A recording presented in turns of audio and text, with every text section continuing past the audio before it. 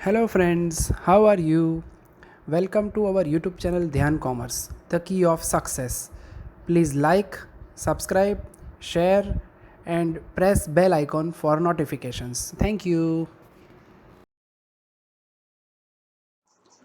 जय माता जी all dear students BCom semester 6 advance account and audit 2 subject के अंदर बच्चों हम तीसरा यूनिट स्टार्ट करने जा रहे हैं that is called divisible profit. ये यूनिट बच्चों थियरी प्लस कैलकुलेशन के साथ आएगा।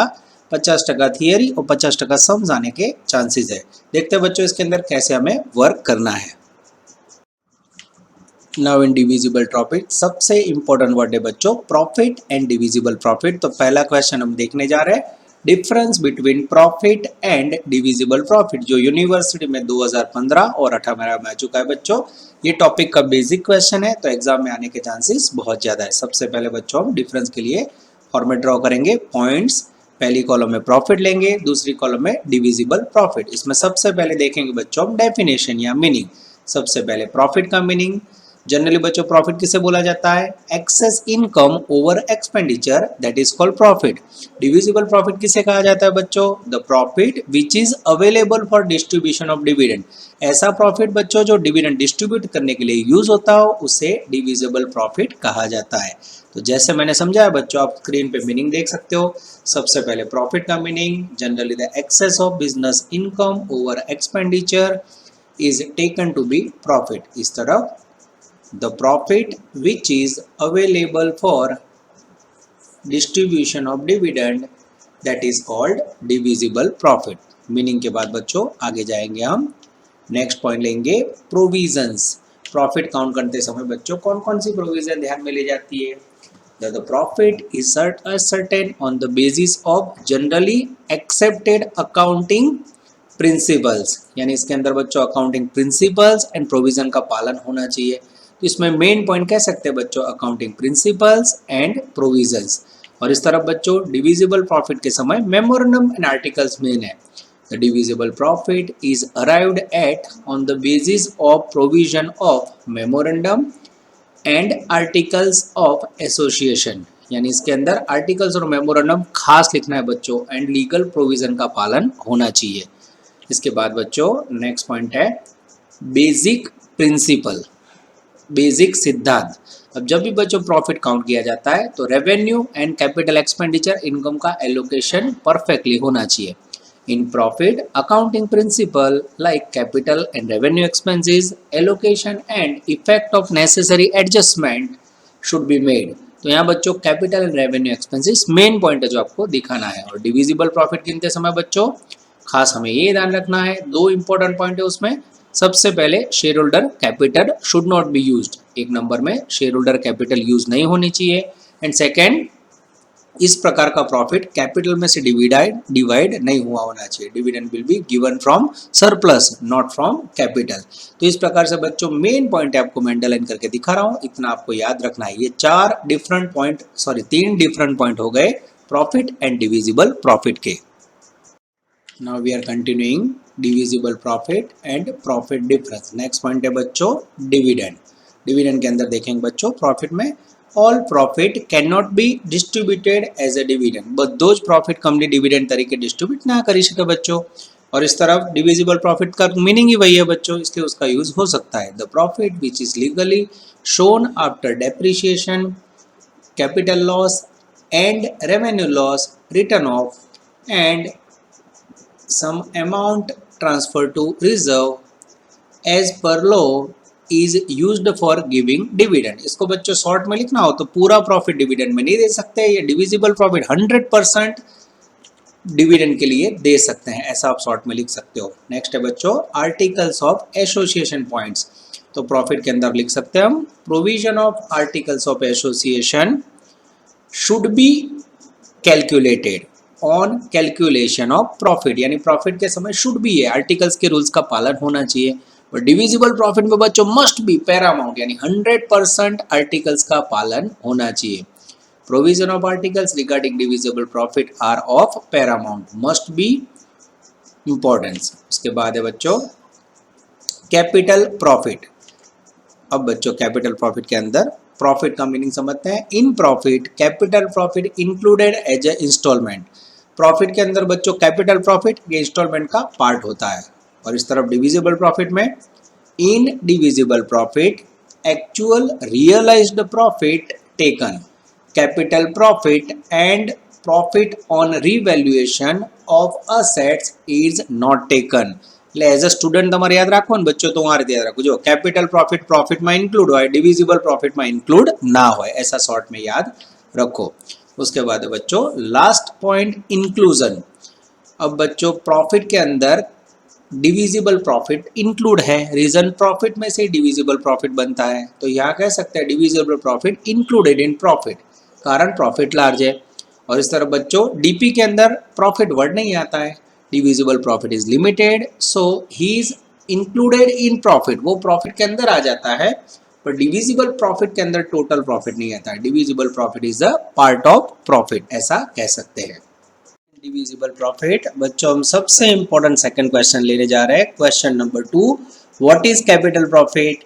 Can capital profit be distributed as a dividend? क्या कैपिटल प्रॉफिट का डिविडेंड डिस्ट्रीब्यूट करने के लिए यूज हो सकता है? गुजरात यूनिवर्सिटी 15, 16, 17, 18 4 साल लगातार आया बच्चों, 2019 में नहीं आया, तो आशा रखते हैं कि 2021 में 100% आए।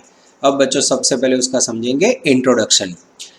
सबसे पहला क्वेश्चन ये है, the question as to whether and under what circumstances the capital profit are available for the payment of dividend is an important one. सबसे पहले प्रॉब्लम ये है बच्चों, क्या कैपिटल प्रॉफिट डिविडेंड के लिए यूज हो सकता है? It should be remember that according to the companies act no dividend can be paid out of capital profit. Company law के मुताबिक बच्चों कैपिटल प्रॉफिट में से डिविडेंड पेड नहीं कर सकते, comprising of share premium and capital redemption reserve, ये दोनों को छोड़ के बच्चों कैपिटल प्रॉफिट का यूज नहीं कर सकते। Such profit capital profit can be utilised only for issuing fully paid up bonus shares, यानी कैपिटल प्रॉफिट का यूज मात्र बोनस शेयर के लिए हो सकता है। तो पहला पैराग्राफ इंट्रोडक्शन का ऐसा बता रहा है बच्चों, जनरली कैपिटल प्रॉफिट का यूज डिविडेंड के लिए नहीं कर सकते बच्चों, जनरली उसका यूज बोनस के लिए होता है। तो कौन सी कंडीशन में बच्चों कैपिटल प्रॉफिट का यूज कर सकते हैं? तो उसके लिए सबसे पहले हमें समझना होगा मीनिंग ऑफ कैपिटल प्रॉफिट। मूडी नफानो अर्थ, the profit arises from sale of fixed assets और arises due to revaluation of assets is known as capital profit. कोई भी असेट्स फिक्स्ड असेट्स बच्चों सेल करने से या कोई असेट्स का रीवैल्यूएशन करने से जो प्रॉफिट जनरेट होता है उसे कैपिटल प्रॉफिट कहा जाता है। मूडी नफो गुजराती में कहवाय। तो यानी बच्चों लॉन्ग टर्म असेट्स बेचने से जो प्रॉफिट आता है उसे कैपिटल प्रॉफिट कह सकते हैं। Now we are taking sources oblique example of capital profit arise. जो कैपिटल प्रॉफिट अराइज होता है बच्चों उसके सोर्सेज एग्जांपल देखेंगे। सबसे पहले एग्जांपल है profit on sale of fixed assets, यानी जो फिक्स्ड असेट बेचने से प्रॉफिट होता है बच्चों, मीनिंग के अंदर आ चुका है। सेकेंड पॉइंट है बच्चों profit prior to incorporation, registration के पहले कोई कंपनी में प्रॉफिट हुआ तो उसे भी कैपिटल प्रॉफिट कहा जाता है। 3 नंबर में premium received on issue of shares और डिबेंचर, कोई शेयर या डिबेंचर इश्यू करने से जो प्रीमियम जनरेट होता है उसे भी कैपिटल प्रॉफिट कहा जाता है। 4 number profit on redemption of debentures at discount, कोई प्रॉफिट डिबेंचर रिडीम करते समय डिस्काउंट से इश्यू किया गया और रिटर्न किया गया तो उसमें जो प्रॉफिट होता है उसे कैपिटल प्रॉफिट कहा जाता है। 5 नंबर में excess of net worth of the business purchase over the purchase price of business, यानी कोई बिजनेस परचेज करते समय बच्चों नेट असेट से कम प्राइस पे हमने पेमेंट किया हो तो उसे कैपिटल प्रॉफिट कहा जाता है। याद हो बच्चों तो बिजनेस परचेज टॉपिक में आप कैपिटल प्रॉफिट का फॉर्मूला लेते थे net assets minus purchase price, यानी इन शॉर्ट कोई बिजनेस से खरीदते समय जो प्रॉफिट हुआ उसे कैपिटल प्रॉफिट कहा जाता है। 6 number profit on revaluation of assets, कोई असेट्स का रीवैल्यूएशन करने से प्रॉफिट जनरेट हुआ हो तो उसे भी कैपिटल प्रॉफिट कहा जाता है बच्चों। 7 number profit from non trading activities और नॉन रिकरिंग इनकम्स, कोई नॉन ट्रेडिंग या बिजनेस से जुड़ा हुआ ना हो ऐसी कोई एक्टिविटीज में से या रिकरिंग नॉन रिकरिंग इनकम में से प्रॉफिट जनरेट हुआ बच्चों, तो उसे भी कैपिटल प्रॉफिट कहा जाता है। इसमें बच्चों सबसे इजी पॉइंट है पहले 4 जो आप लोग याद रख सकते हो। आफ्टर कंप्लीटिंग सोर्सेज और एग्जांपल ऑफ कैपिटल प्रॉफिट, अब बच्चों पैराग्राफ में क्यों कैपिटल प्रॉफिट यूज नहीं था उसका मीनिंग समझते हैं। Ordinarily, such capital profits are not available for distribution as they are earned out of trading profit. Generally बच्चों ट्रेडिंग एक्टिविटी में से कैपिटल प्रॉफिट जनरेट होता है, इसलिए उसको डिविडेंड के लिए यूज नहीं कर सकते। If such profits are credited to P&L account, अगर कैपिटल प्रॉफिट बच्चों P&L में लिखा जाए, the profit arrived at will be higher in the year in which they are so credited. जो साल बच्चों आप असेट्स बेचोगे वो साल प्रॉफिट हायर होगा, P&L हाई दिखेगा। However as such profits are not regularly earn, the profits for the subsequent year will be lower. ये profit बच्चों रेगुलर नहीं होता क्योंकि आप फिक्स्ड एसेट रेगुलर नहीं बेचते, तो कोई फिक्स्ड एसेट बेचने से प्रॉफिट बच्चों जो साल नहीं होगा उस साल प्रॉफिट लोअर दिखेगा। Giving an effect of uncertainty about profitability of business, तो इसके कारण क्या होगा बच्चों, जो साल आपने फिक्स्ड एसेट्स बेची, फर्नीचर बेचा, प्रॉफिट हुआ, उस साल P&L अकाउंट हाई दिखेगा। बस नेक्स्ट 3-4 साल में आपने रेगुलर कोई कैपिटल एसेट ना बेची तो प्रॉफिट डाउन दिखेगा। That means fluctuation in profit shows negative effect in the mind of customer, customer के माइंड में उसका नेगेटिव इफेक्ट जनरेट होगा।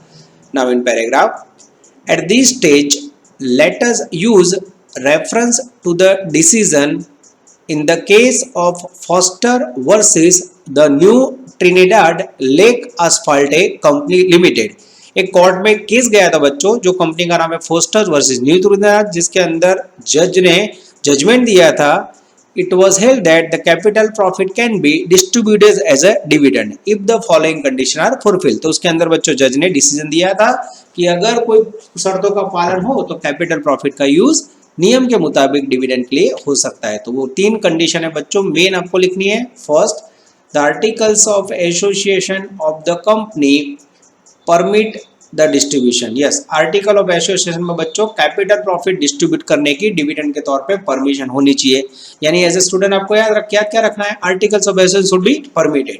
Second, such capital profit should have been actually realised in cash. इस प्रकार का profit बच्चों आपको कैश में मिला होना चाहिए। जैसे आपने फर्नीचर बेचा, 2 लाख रुपए प्रॉफिट हुआ तो आपके पास 2 लाख रुपए कैश होना चाहिए।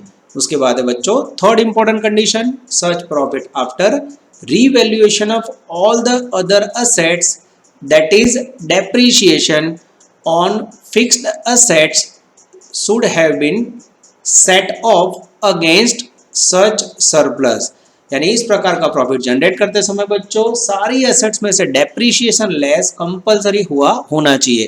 अगर ये 3 कंडीशन का पालन हो बच्चों तो Foster versus New Trinidad Lake Asphalt company के केस में जजमेंट दिया गया था बच्चों कि उसके अंदर कैपिटल प्रॉफिट डिविडेंड के तौर पे दिया जा सकता है। अब बच्चों अगर कैपिटल प्रॉफिट का ये क्वेश्चन 14 मार्क में आता है तो फॉस्टर वर्सेस न्यू ट्रिनिडाड वाला जो केस है वो आपको एक्सप्लेन करना होगा। ये एक्सप्लेनेशन बच्चों अब जो ये स्लाइड में हो रहा है वो मात्र 14 मार्क में हो तभी करना है। Foster versus New Trinidad Lake Asphalt company 1901। In this case New Trinidad Lake Asphalt company limited purchase the business of another company. यहाँ लेक आसफाल्ट कंपनी ने कोई अदर कंपनी का बिजनेस खरीदा था। The assets taken over by the company included on the item of debt amounting to rupees $1 lakh। Company ने यहाँ 1 लाख रुपए डेप्ट के साथ बिजनेस खरीदा था, यानी बिजनेस खरीदते समय डेप्ट 1 लाख रुपए था। At the time of business purchase this डेप्ट was treated as irrecoverable. Business खरीदा वो टाइम पे ऐसा समझाया गया था कि भी ये डेप्ट मिलने वाला नहीं है। Later on the debtors paid the entire amount with interest. पर बच्चों हुआ क्या, डेटर जागा और उसने ब्याज के साथ पूरा पैसा पेमेंट किया। ये लेक आसफाल्ट कंपनी को डेटर का पैसा रिसीव हुआ। पैराग्राफ में the director decided to distribute the amount so realised treating it to be profit. Director का कहना है बच्चों एक प्रकार का डेप्ट है वो प्रॉफिट है और वो डिस्ट्रीब्यूट करना चाहिए। The debenture holders and share holder brought an action against the directors in the court. Yes, जो कंपनी के डिबेंचर होल्डर और शेयर होल्डर और डायरेक्टर के अगेंस्ट कोर्ट में गए, रिक्वेस्ट किया कि requesting to issue an injection against the director prohibiting them for distributing the capital profits और डायरेक्टर को प्रोविजन प्रॉफिट का डिस्ट्रीब्यूशन करने के लिए दोषी माना गया है। Justice Baron in this judgement held that such capital profit can be distributed if the following conditions can be applied और फुलफिल्ड। तो बच्चों जज थे वो बैरन ने डिसीजन दिया कि अगर नीचे की कंडीशन का पालन हो तो कैपिटल प्रॉफिट को डिविडेंड के तौर पे डिस्ट्रीब्यूट किया जा सकता है। सबसे पहला पॉइंट या पहली कंडीशन जो बच्चों आगे की स्लाइड में आ चुकी है, all the assets are revalued, assets का रिवैल्यूएशन हुआ होना चाहिए। Second, such capital profit arised in cash, such profit बच्चों कैश में मिला होना चाहिए, such capital profit actually realised in cash. And third important condition बच्चों, the articles of association should be permitted, articles of association में इस प्रकार का कैपिटल प्रॉफिट बांटने की परमिशन होना चाहिए। तो ये तीन कंडीशन का पालन हो बच्चों तो Foster versus Newton lake hospital company में जजमेंट दिया गया कि कैपिटल प्रॉफिट का यूज डिविडेंड के लिए हो सकता है। तो ये जो पूरा बच्चों केस है वो मात्र आपको 14th मार्क में है तब एक्सप्लेन करना है, नहीं तो लास्ट पेज के अंदर जो मैंने एक्सप्लेन किया वो लिखने की जरूरत नहीं है। Now we are taking question number 3 for divisible profit. Give provision of Company Act regard transfer of general reserve from the profit before distributing dividend. तो जब भी बच्चों कंपनी डिविडेंड डिस्ट्रीब्यूट करना चाहती है उससे पहले रूल्स है कि जनरल रिजर्व के अंदर कुछ प्रॉफिट का पार्ट ले जाना पड़ता है। ये बच्चों ओल्ड प्रोविजन है, अब नया 2013 एक्ट है उसमें प्रोविजन चेंज हो गई है, पर बच्चों इसके बहुत सारे सब यूनिवर्सिटी में बार बार रिपीट हो रहा है, तो आपको दुख ना हो और बच्चों को लॉस ना हो इसलिए स्पेशल ये मैं रूल्स आपके सामने एक्सप्लेन करने जा रहा हूँ। ऐसा हो सकता है बच्चों एग्जाम में आए या ना भी आए, पर बच्चों लास्ट 10 साल में लगातार आए इसलिए आपके सामने रूल्स प्रेजेंट कर रहा हूँ मैं। सबसे पहले रेट ऑफ प्रपोज्ड डिविडेंड, कितने परसेंट डिविडेंड डिक्लेयर होगा और कितनी वैल्यू परसेंटेज में जनरल रिजर्व में प्रॉफिट में से ट्रांसफर होगी। सबसे पहला नियम बच्चों 1 number, when the dividend is less than 10%, जब कंपनी बच्चों पेड अप कैपिटल में 10% से कम डिविडेंड डिक्लेयर करे तो रिजर्व में कोई वैल्यू नहीं जाएगी, no amount to be transfer to reserve, यानी 10% less no amount transfer. Second point है बच्चों बिटवीन 10 to 12.5%, 10 से 12.5 के बीच में डिविडेंड हो बच्चों तो not less than 2.5% of the profit, यानी प्रॉफिट का 2.5% से कम वैल्यू नहीं ले जाना, यानी प्रॉफिट का 2.5% रिजर्व में जाएगा। उसके बाद है बच्चों बिटवीन 12.5% एंड 15%, अगर 12.5 से 15 के बीच में डिविडेंड हो बच्चों तो इस तरफ रिजर्व में नॉट लेस देन 5%, यानी मिनिमम 5% वैल्यू जीआर में जाएगी।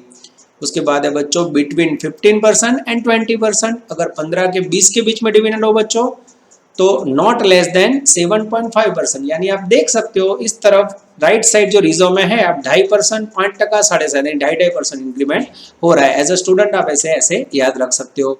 उसके बाद है एक्सीडिंग 20%, अगर 20% से ऊपर डिविडेंड हो बच्चों तो company not less than 10%, yes general reserve में मिनिमम 10% आपको प्रॉफिट का ले जाना है। यानी एज अ स्टूडेंट कैसे याद रखोगे, 10% से नीचे हो तो कोई वैल्यू नहीं, 10 से 12.5 हो तो 2.5%, 12.5 से 15 हो तो 5%, 15 से 20 हो तो 7.5% और 20 से ऊपर हो तो 10%। इस प्रकार से आपको ये टेबल याद रखना होगा बच्चों। ये ओल्ड प्रोविजन है, इसका एग्जाम्पल में यूज होगा कि नहीं मुझे नहीं पता है, पर यूनिवर्सिटी ने इसका यूज किया है बच्चों, इसलिए आपके सामने टेबल प्रिपेयर किया है मैंने।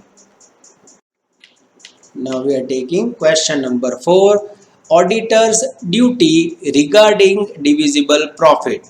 गुजरात यूनिवर्सिटी 2018 से 20 तीनों साल बच्चों एग्जाम में आ चुका है, मोस्ट टाइम पे क्वेश्चन कह सकते हैं।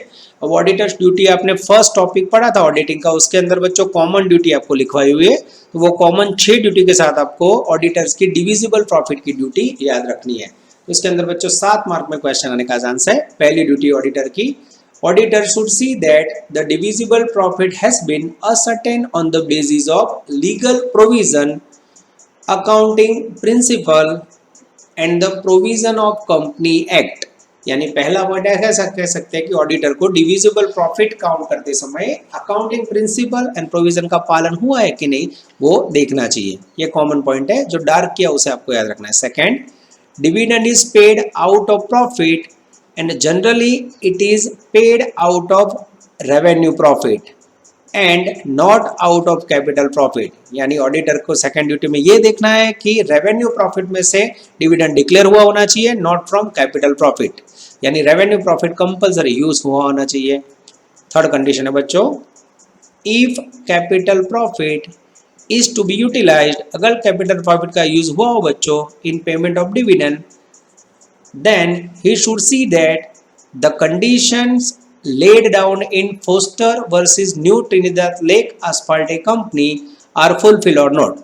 अगर बच्चों कैपिटल प्रॉफिट का यूज हुआ तो ये केस की आपको तीन कंडीशन जो हमने आगे पढ़ी वो ध्यान रखनी है। सबसे पहले आर्टिकल्स में परमिशन होनी चाहिए, सेकंड इस प्रकार का प्रॉफिट एक्चुअली कैश में रियलाइज होना चाहिए, और थर्ड इस प्रकार का प्रॉफिट असेट्स के रिवैल्यूएशन में से हुआ होना चाहिए या असेट्स में से डेप्रिसिएशन लेस करके जनरेट हुआ होना चाहिए। तो बच्चों आगे आपने जो मेन क्वेश्चन देखा उसमें से आपको 3 पॉइंट इसके अंदर लिखने हैं।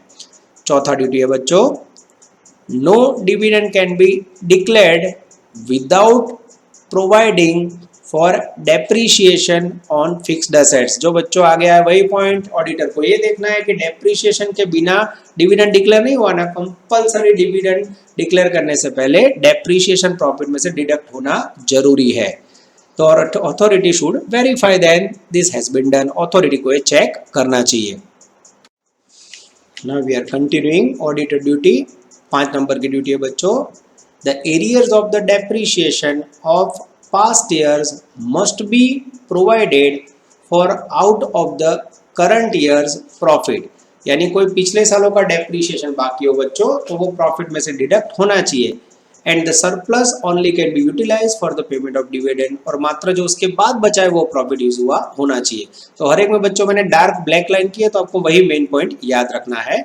नेक्स्ट 6 नंबर पे बच्चों, if there are past losses, जैसे ही बच्चों पास्ट डेप्रिसिएशन आया जैसे वैसे ही बच्चों if there are past losses then either the amount of losses और the actual depreciation written off must be set off against the current year profits. Current year profit में से बच्चों पास्ट लॉसेस और डेप्रिसिएशन कंपलसरी डिडक्ट करने के बाद dividend declare हुआ होना चाहिए।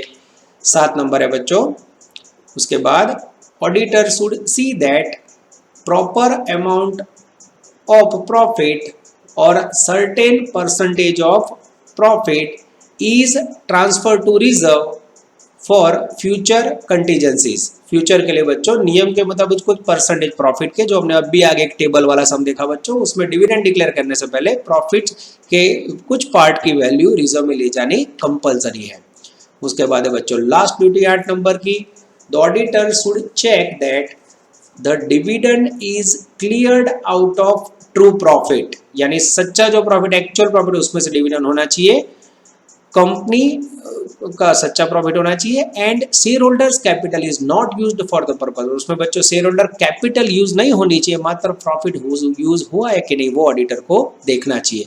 ये 8 ड्यूटी है बच्चों, और रेगुलर में मैंने पहले चैप्टर में 6 कॉमन ड्यूटी निखिल सर ने समझाई थी, वो टोटल 14 ड्यूटी है बच्चों। उसमें से आप कोई भी 7 पॉइंट याद रखोगे तो भी चलेगा। इसमें मेन ब्लैक लाइन की है बच्चों, डार्क लाइन, वो आपको खास याद रखना है। Now we are taking question number 5. State the auditor's duties in respect of interest paid out of capital under section 208। Most time भी क्वेश्चन बच्चों यूनिवर्सिटी 14, 15, 19 और 20 में ये क्वेश्चन आ चुका है एग्जाम में बच्चों, 100% इसका चांस। चलो बच्चों अब हम देखते हैं कि कौन सी कंडीशन में अंडर सेक्शन 208 रन होती है। Now we are taking concept of under section 208। Paragraph में बच्चों, normally the company pay dividend from the profits only, company generally profit में से डिविडेंड डिक्लेयर करती है। But if there is no profit and the company pay dividend, that dividend can be treated to have been paid out of the capital of the company. और अगर company बच्चों profit ना और फिर भी dividend declare करे तो उसे कैपिटल में से डिविडेंड डिक्लेयर हुआ ऐसा कह सकते हैं। The company can distribute dividend out of the capital as per provision and condition in certain conditions mentioned in section 208 of the companies act. Company बच्चों 2008 की जो 208 की जो कंडीशंस है उसके मुताबिक कैपिटल में से डिविडेंड डिक्लेयर कर सकती है। The auditor has to examine whether the following provision of the Companies Act have been complied with or not. Auditor को देखना चाहिए बच्चों कि अंडर सेक्शन 208 के लिए नीचे की कंडीशन का पालन हुआ है कि नहीं। तो इसे कह सकते हैं बच्चों ऑडिटर ड्यूटी या कंडीशंस फॉर अंडर सेक्शन 208, जिसमें सबसे पहली कंडीशन है बच्चों, if the company has issued shares to collect funds for construction of buildings और फैक्ट्री। अगर कंपनी ने शेयर इश्यू किया हो जिसका पर्पस हो बच्चों बिल्डिंग का कंस्ट्रक्शन करना या कोई असेट्स खरीदना, and it takes a long time to become investment profitable, और इस प्रकार का इन्वेस्टमेंट करने के बाद लॉन्ग पीरियड के बाद प्रॉफिटेबल होने वाला हो, then the company can pay interest on the paid up amount of shares. तब कंपनी इस प्रकार के शेयर के ऊपर पेमेंट कर सकती है, and the said amount of shares can be debited to the concern to the building or factory account as a expenses। और इस प्रकार का खर्च बच्चों बिल्डिंग या फैक्ट्री अकाउंट के अंदर डेबिट कर सकती है। Now we are taking second auditor duties as per under section 208 of the Company Act. There should be an authority in the articles of association of the company in this regard, or a special resolutions should have been passed। यानी जब भी बच्चों इस प्रकार का आपको capital में से इंटरेस्ट पेड करना हो, आर्टिकल्स के अंदर परमिशन होनी चाहिए या फिर स्पेशल रिजोल्यूशन पास हुआ होना चाहिए। Third, the company has to obtain a permission from the central government, यानी सेंट्रल गवर्नमेंट की परमिशन कंपल्सरी होना जरूरी है बच्चों। 4 number, such interest can be paid up to 6 months from the completion of the building. इस प्रकार की building या फैक्ट्री के कंप्लीशन के मैक्सिमम 6 महीने तक ऐसा ब्याज कैपिटल में से दे सकते हैं। 5 number, the rate of interest to be paid should be 4% और the rate approved by the central government. Maximum बच्चों इस प्रकार का कैपिटल के ऊपर ब्याज 4% होना चाहिए या फिर सेंट्रल गवर्नमेंट ने जो रेट दिया वो पॉसिबल होना चाहिए। 4% वाला ये रेट बच्चों एमसीक्यू में लास्ट 4 साल से आ रहा है, तो आपको खास ध्यान देना है। नेक्स्ट 6 नंबर की ऑडिटर ड्यूटी या प्रोविजन है बच्चों, if such interest is not shown in profit, इस प्रकार का इंटरेस्ट प्रॉफिट में नहीं दिखाना है, प्रॉफिट एंड लॉस अकाउंट में नहीं दिखाना है, it should be shown in the balance sheet with the rate of interest. इस प्रकार का ब्याज बच्चों बैलेंस शीट के अंदर इंटरेस्ट के साथ दिखाना है। And last duty 7 number, if such interest is paid out of capital, अगर इस प्रकार का ब्याज कैपिटल में से दिया गया हो, even then it will not be treated as a reduction in the paid up share capital of the company. इस प्रकार का ब्याज बच्चों कैपिटल रिडक्शन नहीं माना जाता है। ये 7 स्पेशल ड्यूटी है बच्चों जो अंडर सेक्शन 208 में ऑडिटर को ध्यान में रखनी है। Now we are taking question number 6, write a difference between interim dividend and final dividend. વચગાળાનું ડિવિડન્ડ અને આખરી ડિવિડન્ડ। गुजरात 14, 15, 16, 18 मोस्ट टाइम पे क्वेश्चन बच्चों। ये डिफरेंस करने का फायदा, अगर राइट शॉर्ट नोट और इंटरम डिविडेंड आए या फाइनल डिविडेंड आए तो भी आप लोग लिख सकते हो, यानी आपको पता होना चाहिए डिफरेंस के ऊपर से आप शॉर्ट नोट या कुछ भी राइट डाउन कर सकते हो। अब बच्चों डिफरेंस लेंगे, सबसे पहले कॉलम में पॉइंट्स, उसके बाद इंटरिम डिविडेंड, उसके बाद फाइनल डिविडेंड। सबसे पहले आएगा बच्चों मीनिंग या फिर पीरियड, टाइम ऐसा कह सकते हैं। इंटरिम डिविडेंड बच्चों कब पेड किया जाता है सबको पता है, एग्जैक्ट साल के 6 महीने के बाद यानी मिडल पार्ट में, और फाइनल डिविडेंड साल के अंत में पेड किया जाता है। तो अब उसको बच्चों पैराग्राफ में समझते हैं। It is paid at any time during the year mostly on the basis of first 6 months accounts, यानी पहले 6 महीने के अकाउंट्स के आधार पे इंटरिम डिविडेंड डिक्लेयर होता है। इस तरह बच्चों it paid at the end of the year taking into account the audited accounts of the whole years, यानी ये साल के अंत में बच्चों अकाउंट ऑडिट करने के बाद पेड होता है। तो आपको याद क्या रखना है, इंटरिम डिविडेंड साल के 6 महीने के अंदर यानी मिडल में, और इस तरफ साल के अंत में पेड किया जाता है। सेकेंड पॉइंट है बच्चों हु डिक्लेयर, इंटरिम डिविडेंड कौन डिक्लेयर कर सकता है, it is declared by board of director. Interim dividend कौन डिक्लेयर करे, BOD, which do not required approval by annual general meeting, जिसकी एनुअल मीटिंग के अंदर रिक्वायरमेंट नहीं है। मतलब पहला में इंटरिम डिविडेंड बीओडी डिक्लेयर करें।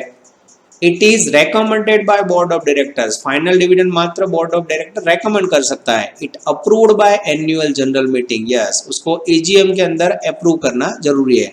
एंड देन पेबल, यानी इंटरम डिविडेंड में बीओडी और फाइनल डिविडेंड में AGM annual general meeting decide करती है। नेक्स्ट पॉइंट है बच्चों आर्टिकल्स। तो क्या इंटरिम डिविडेंड में आर्टिकल्स का पालन होना चाहिए? तो उसके अंदर लिखना है बच्चों, board of director must be authorised bye articles of association, BOD ने आर्टिकल्स का पालन किया होना चाहिए। इस तरफ बच्चों आर्टिकल्स का पालन शुड भी है, articles of association such authorization is not required. तो पहले में बच्चों इंटरिम में आर्टिकल्स નું पालन करवाનું અને दूसरे में जरूरत नहीं है, ऐसा आप कह सकते हो। उसके बाद का पॉइंट है बच्चों, when can be declared, interim dividend कब डिक्लेयर किया जाता है?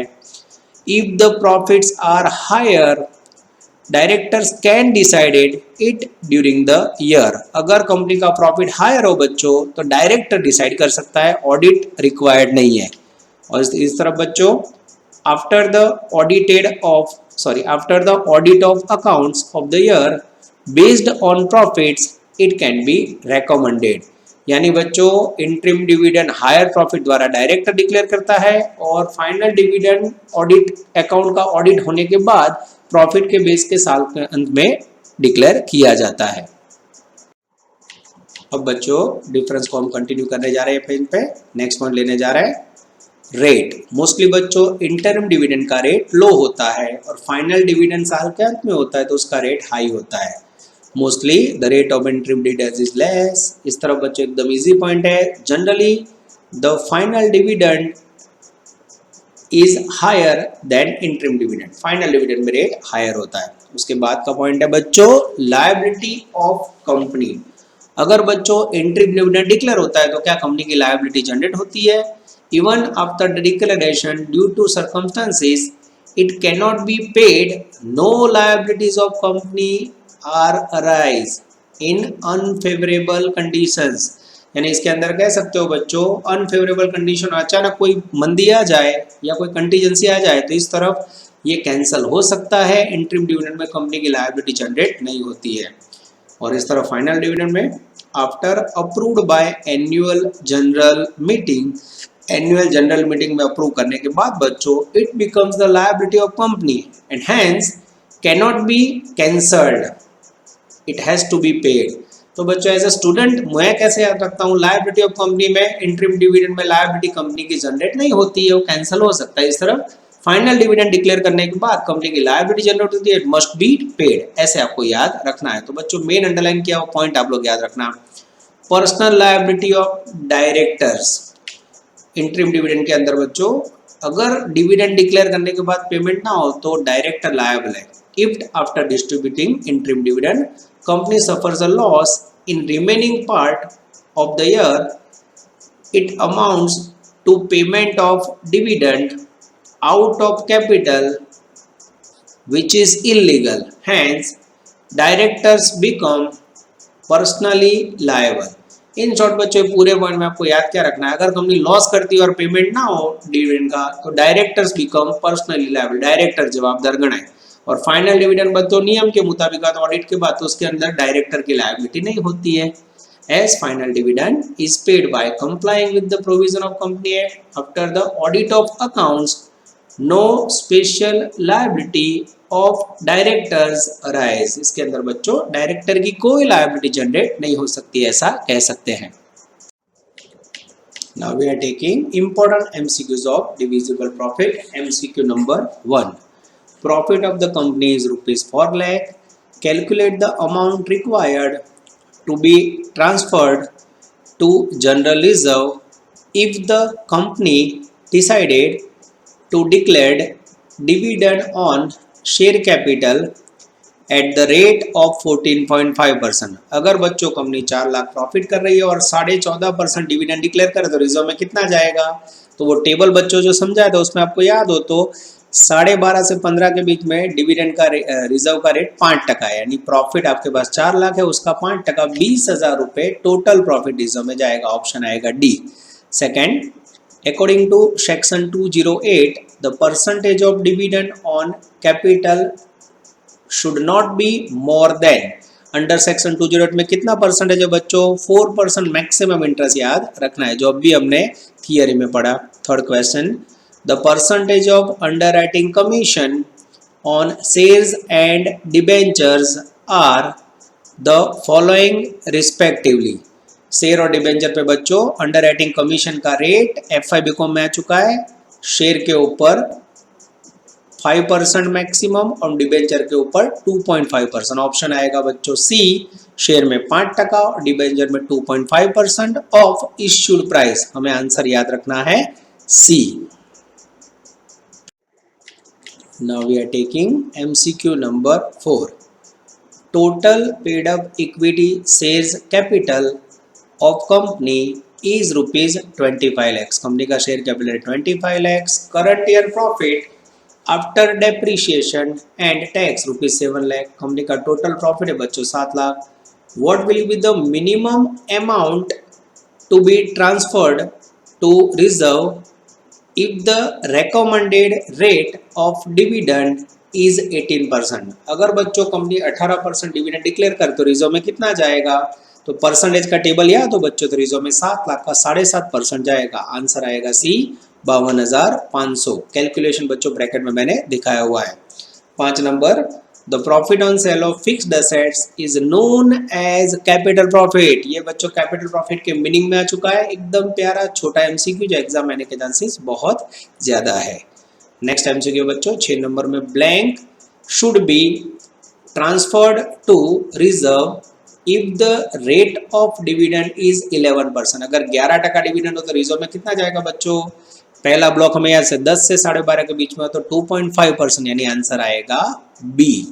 7 number, dividend warrants should be posted to shareholders bracket में members within blank days after declaration of dividend. Dividend का कोई भी पॉइंट हो बच्चों उसमें याद रखना है 30 डेज के अंदर डिविडेंड वारंट पोस्ट हो जाना चाहिए। तो आंसर आएगा बच्चों 30 days. Now we are taking MCQ number 8. Unpaid dividend should be transferred to a special unpaid dividend account after blank days of declaration of dividend। Dividend का कोई भी पॉइंट हो बच्चों उसमें आंसर आएगा 30 डेज। 30 डेज के अंदर ट्रांसफर होना चाहिए। आंसर आएगा डी बच्चों, जो रेड किया हुआ है। MCQ number 9, the profit that is to be distributed among shareholders as per prescribed rate of dividend is called divisible profit। जो टॉपिक का मीनिंग है बच्चों उससे प्यार से हम DP कहेंगे। आंसर आएगा ए। उसके बाद है बच्चों MCQ number 10, which of the following is not a guiding principle in computing divisible profit. Divisible profit गिनते समय बच्चों गाइडिंग प्रिंसिपल नीचे में से कौन सा ऑप्शन नहीं है वो आपको ढूंढना है।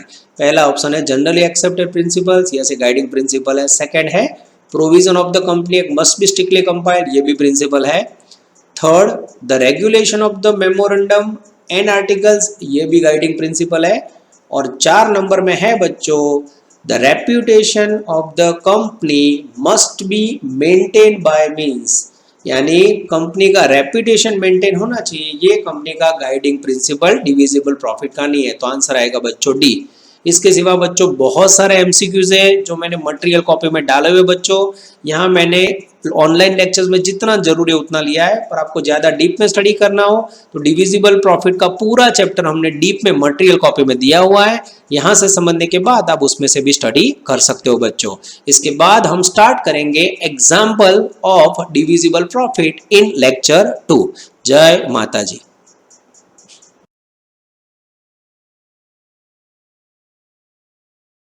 Please like, subscribe, share and press bell icon for notifications.